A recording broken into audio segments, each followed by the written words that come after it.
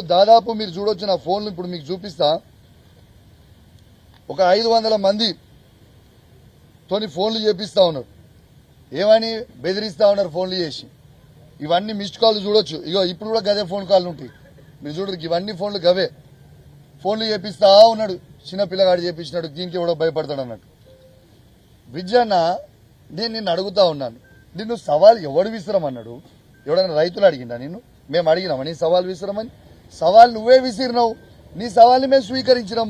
స్వీకరించి చూపించిన తర్వాత ఇవాళ నీకు జవాబు లేకుండా మీ కాంగ్రెస్ పార్టీ కొందరు బ్రోకర్లతోని ఫోన్లు చేయించి బెదిరిస్తా ఉంటే భయపడేటోడు ఎవడున్నాడు? విజయన్న ఒకటి గుర్తుపెట్టుకో. మీ రేవంత్ రెడ్డికే నేను భయపడలే. మీ రేవంత్ రెడ్డినే నా ఇంటిక బరాబర్ అని రోజు నిలదీస్తా ఉన్నా. ఈ బచ్చగాలు వాళ్ళు వీళ్ళు ఫోన్ చేస్తే మేము భయపడతామైంది.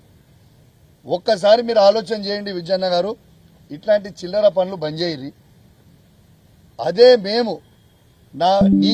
నీకు నువ్వు 55 ఏళ్ళలో 60 ఏళ్ళలో ఉంటావు. ఆ ఏజ్లో నీకే అంత తీటుంటే 40 ఏళ్ళ పిల్లగాని మరి నేను కూడా మరి నాకెంత తీటుంటుందో ఒక్కసారి ఆలోచన చేసుకో. నువ్వు ఇష్టం ఉన్నట్టు చేయదలుచుకుంటే నా ఇష్టం ఉన్నట్టు నేను కూడా చేస్తాను.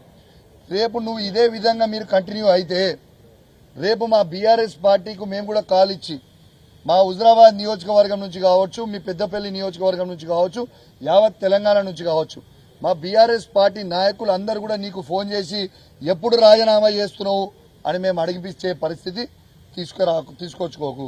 ఉందాగా రాజకీయాలు చేయి. ఉందాగా ఉండు. నువ్వు సవాల్ విసిరినావు.